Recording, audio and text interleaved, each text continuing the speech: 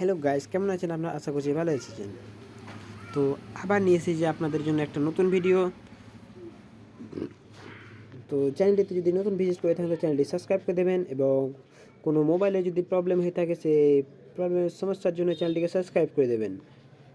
তো আজকের প্রবলেম হলো যে রেডমি মোবাইলে অনেকে প্রবলেম দেখাচ্ছে যে যখন পাওয়ার অন করতে যাই তখন এটা প্রবলেম আসছে, নোটিফিকেশান আসছে, তখন ভলিউম বটন দাবতে হয়। তো সেটিকে ফিক্স কীভাবে করে, মানে সরাবেন কীভাবে, সেটি করার জন্য নিজের রেডমি মোবাইলের সেটিংয়ে চলে যাবেন।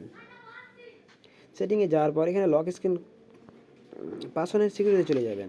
পাসওয়ার্ড সিকিউরিটিতে যাওয়ার পর নিচে ক্লিক করবেন, নিচে শাটডাউন করবেন। শাটডাউন করার পর এখানে লক স্ক্রিন লেখা আছে, এখানে ক্লিক করে দেবেন। তো লোকেশন করার পর দেখেন আমার পকেট মোডটি অন আছে, এটিকে অফ করে দিলে আর ওই নোটিফিকেশনটা আসবে না। তো আমি অফ করে দিচ্ছি। তো ভিডিওটি যদি ভালো লাগে তো লাইক করে দেবেন এবং চ্যানেলটি সাবস্ক্রাইব করে দেবেন।